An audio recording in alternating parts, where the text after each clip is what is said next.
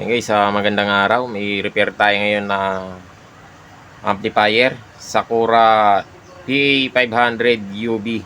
So ayan, na may Bluetooth na siya, may FM. So ito may display. Ito binuksan ko na nga pala siya. Ito yung laman niya. Dual transformer. So ito yung pinaka power supply niya, yung pinaka mismong transformer. Ito yung transformer na para sa out, sa speaker yata ito. So di ko kabisado yung mga ganitong amplifier. Bibihira lang kasi tayo makakalag ng ganito. So sabi nung may-ari, dinala sa atin, ayaw daw maglabas ng sounds pero may power. So subukan natin. Ayan na, nakasaksak na. So yon, gumana. So may nakalagay na loading, welcome. So yan, naglo-load na siya, gumagana na yung USB natin. So meron na ring speaker yan, yung pang testing nga pala nating speaker ay yung Twitter lang. Ayan, so nasira yung speaker natin na pang testing eh. So dyan muna tayo sa Twitter.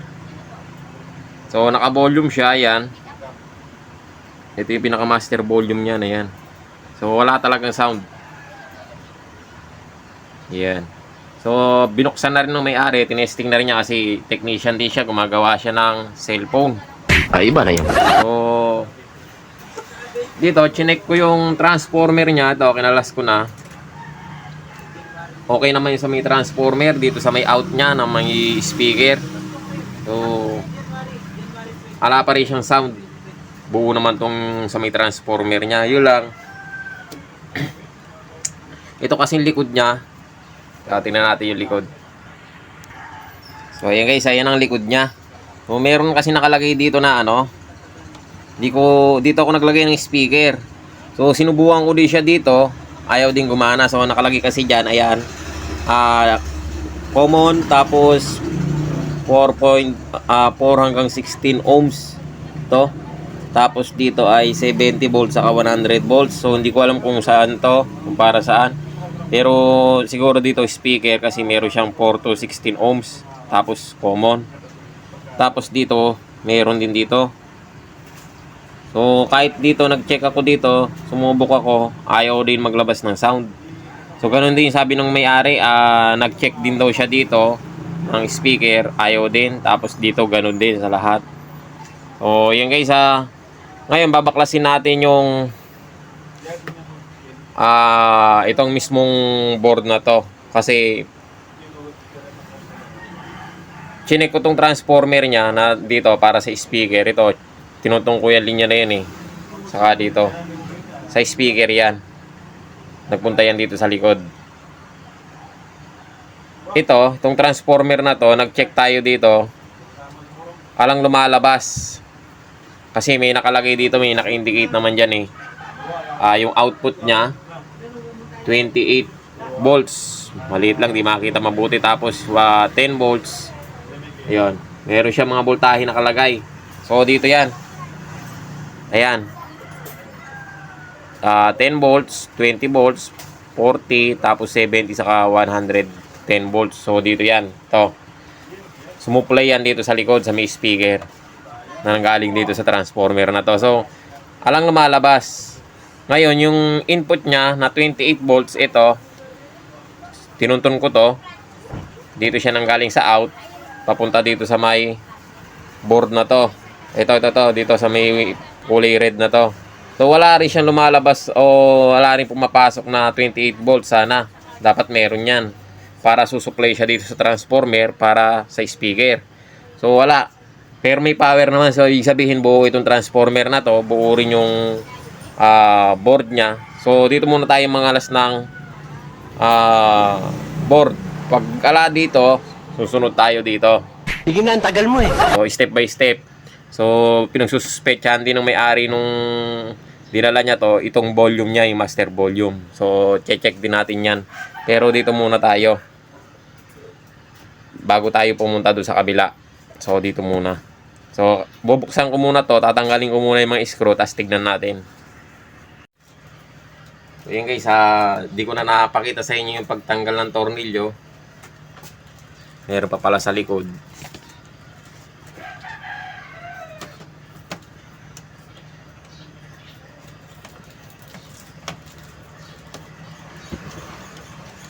Sabi kasi nung may-ari, malakas daw to dahil dual transformer. Dalawa daw yung transformer. Kaya naghihinayang daw siya. Sabi niya malakas daw. So binili lang niya to. Hindi pa niya natetesting kasi yung walang kung binili kasi sabi niya ala raw yung may-ari, na-stock lang daw. So hindi pa niya natetesting kung gagana. Bumasi lang siya sa transformer kaya nasabi niyang malakas. Pero kung akong tatanungin o kung titignan tong amplifier, hindi siya masasabing malakas kasi 2 pairs lang ang ginamit. Tapos transformer niya maliit lang. Hindi naman to sa transformer para dito sa supply niya. So tapos pati yung capacitor na ginamit dadalawa lang. O mahina pa rin. Pambahay pwede na. Yabang-yabang ito. Hindi naman siya ganun palakasan. Paano masabi? Tamang may patutugtugin ka lang sa bahay. Mahilig kasi yung may-ari na sa sounds. Mukhang makinis pa. So ayan, nabuksan na natin. Tutukan natin mabuti. Wala pa siyang bahid ng repair o gawa. Ayan o mapapansin ninyo. Wala pa, makinis. So hindi pa siya nagagalaw. Oo nga. O diba? Nagalaw tayo. Kabasir lang to. O, wala naman. Ay parang mayroong loose board to. Ayan. Loose board na. Saan ba to? Sa relay. Paano ang relay to? O tama. Paanga ito ng relay. So naglulus. Ay! Kaya wala siyang output. Ito yun eh, red. Itong red na to, sumupply ito sa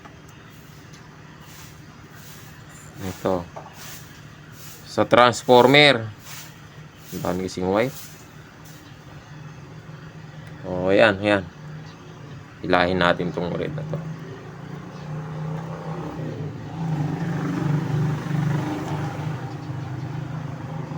Parang hindi ata. O tama, sa transformer nga. Ayan o. Itong isa. Pumunta siya dito. Ayun. Ayan, kalagin natin. Ang hirap tuntunin. Puro red ang kulay eh. Hindi natin ma-check kung saan ba talaga. Pasensya na kayo guys at malikot tong camera. Pero para makasigurado tayo. So ayun. Tanggalin din natin to.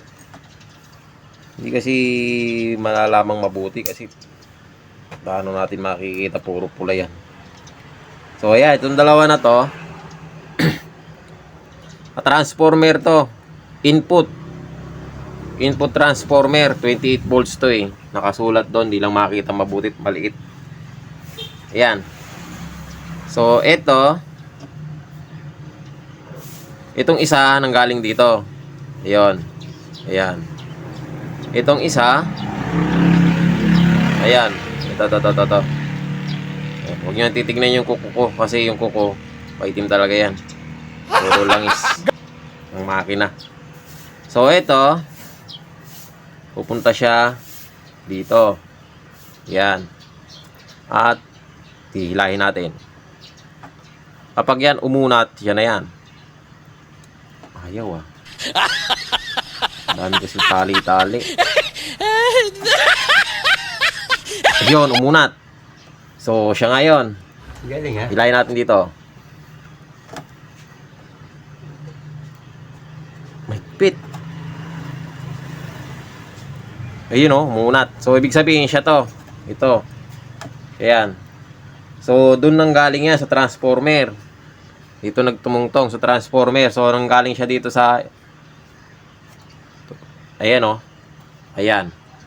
So, kaya siguro wala siyang input na pumapasok sa transformer ay yung relay niya ayaw pumitik o ayaw mag-contact. Pumipitik, ayaw mag-contact. So, hindi siya nagko-contact.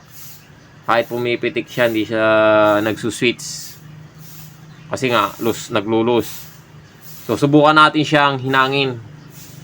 Hinangin na lang natin. Ayun, loose talaga, oh. Oh, ayan. Ulit-ulit na Angat. naman eh. Ayun, oh. So, ayun guys, hinangin lang muna natin. Tapos, testingin natin. Ayun guys, hinangin lang muna natin. Medyo walang at nakatalikod yung camera. Walang pwesto dito sa kabila. So, yan. Nahinang na. Ganun lang. Ayun, nahinang na. Testingin natin. Na ikabit. Kung may sounds na ba siya. Kung tutunog na ba.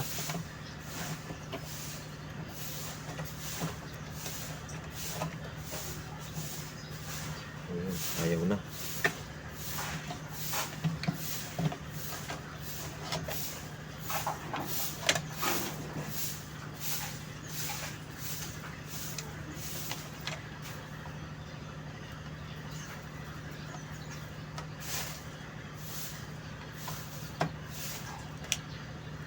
Ngayon pa lang ako makapag-repair ng ganitong amplifier. Kasi kadalasan puro mga concert, BB audio, Sakura, pero hindi ganito. Lagay mo tayo ng mga ilang tornilyo.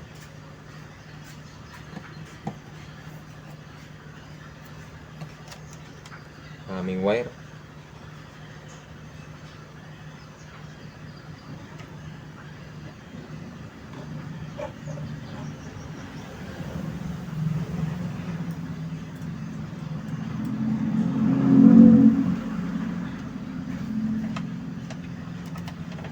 Parang ano to eh, binenta sa may-ari.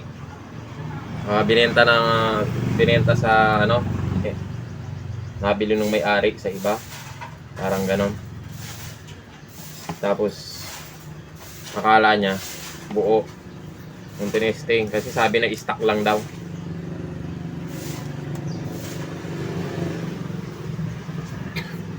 Hindi naman i-stock to pagka gumagana eh. Stock nila to pag sira na. So, kabit natin yung speaker dito sa may malaki. Napihitan. Kinabit ko kasi sa maliit. Testingin natin dito sa malaki.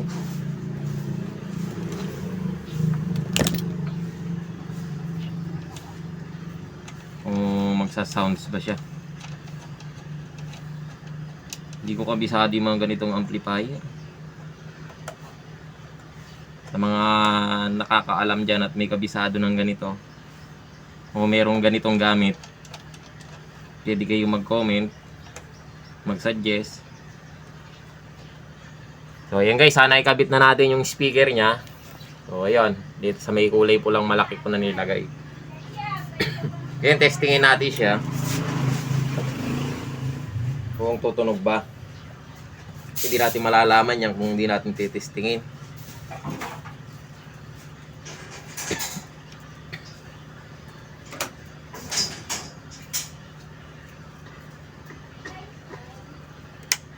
O yan. Yun, magitik na.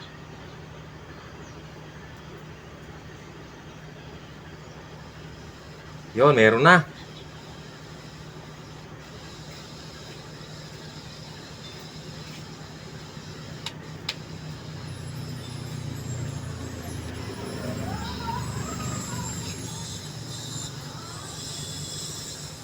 So, kalansing kasi Twitter, wala siyang sounds na ano.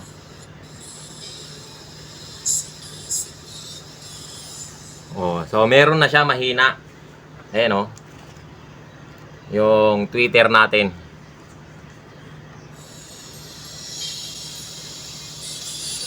O, di ba? So, hindi natin siya pwedeng i-volume na malakas kasi baka maka-copyright tayo. So, pero meron na. Meron na siyang sounds. So, yun nga lang ang naging problema niya. Hindi natin siya mapatunog kasi nga naglulus. So, ayan guys, pero pwede na to, okay na. May sounds, naglabas na siya ng sounds. So, testingin na lang natin sa malaking speaker, kaya lang wala tayong available ngayon. So, siguro sa may-ari, pa-testing natin. So, ayan guys, sana nakatulong sa inyo yung video na to. Maraming salamat sa panonood. So, hanggang dito na lang yung video natin.